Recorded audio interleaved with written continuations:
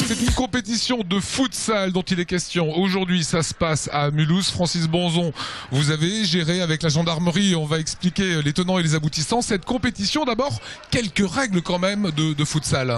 Alors, on rejoint le futsal classique, mais on y rajoute quelques contraintes, entre guillemets. C'est-à-dire que déjà, on est obligé de respecter dans les différentes équipes la mixité. Filles-garçons, obligatoire. Et on marque des points si on a des filles dans l'équipe. On en perd si on n'en a pas. Donc, il en faut forcément, c'est le bonus. Il en faut une, il vaut mieux. Ensuite, en plus de la compétition futsal, il y a encore différents ateliers, donc animés en partie par la gendarmerie, mais également par la Ligue d'Alsace de football. Sur les règles à proprement parler du futsal, on rejoint un peu la compète de futsal. Balle au sol, le gardien a une surface de réparation, il n'a pas le droit de dégager au pied, tacle interdit, voilà. Passe au gardien, on a le droit ? On a le droit, mais il ne la prend pas à la main. Il y a des touches qui sont délimitées par le terrain de handball. Donc en fait, on joue sur un terrain aux dimensions d'un terrain de handball. Durée d'un match ? En général, 10 minutes. Aujourd'hui, 7 minutes. Ouais. Comment s'est fait cette opération avec la gendarmerie ?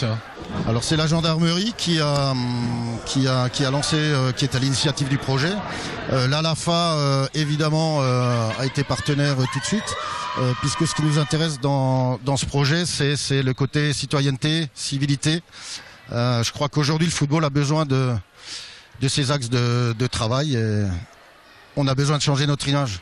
Quel est le sens qu'il faut trouver à cette rencontre aujourd'hui ? Alors ce sont des structures d'accueil de jeunes, des centres socioculturels qui sont dans des quartiers entre guillemets dits difficiles. Donc nous, voilà, on est là pour les réunir autour du futsal, mais surtout les rendre sensibles au dopage, à la citoyenneté, à l'arbitrage, le respect des règles.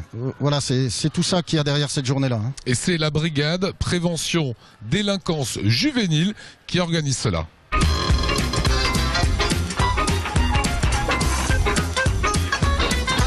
Michel Di Girolamo, c'est en train de jouer là derrière des gamins qui ont entre 13 et 15 ans et c'est la brigade prévention délinquance juvénile qui a organisé cette manifestation. Pour quelle raison ? Alors tout simplement c'est une brigade qui a vocation à parler de la prévention de la délinquance.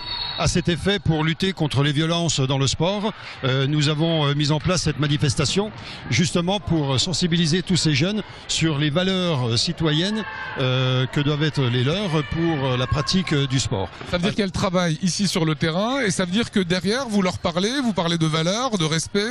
Tout à fait. Alors, outre la partie sportive, il y a la partie ludique avec la tenue de 4 ateliers où durant toute la journée, ces jeunes seront face à des professionnels et où ils écouteront un message sur la prévention, tant sur la violence que sur les premiers secours, le dopage dans le sport et également la découverte de l'arbitrage d'une rencontre de football. Tout autour du respect, forcément. Voilà, tout à fait. Respect de l'homme, respect de soi-même également, avec une évaluation durant toute la journée sur différents critères liés à la politesse, l'hygiène de vie, le respect d'autrui, la ponctualité. Voilà, autant de critères qui rentrent dans la citoyenneté. Vous êtes le chef d'escadron. Quand un gamin de 13-15 ans voit comme ça un gendarme, qui est l'autorité, participer à ce type d'événement, il tique pas un petit peu ?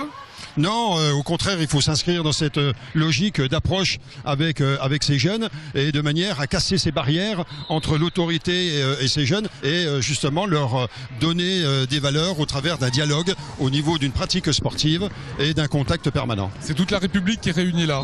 Et une chose qui a été étonnante, c'est ce qu'on évoquait tout à l'heure avec Francis, c'est la mixité. Les équipes sont mixtes, il faut des filles. Oui, alors justement, ce dispositif Vivi Vacances nous impose une mixité qui doit être de l'ordre de 45 à 50% dans l'ensemble du dispositif. Pour l'instant, nous n'arrivons pas à atteindre ce taux de 45-50%. Voilà, pour l'instant, il y a 1 à 2 filles pour 3-4 garçons.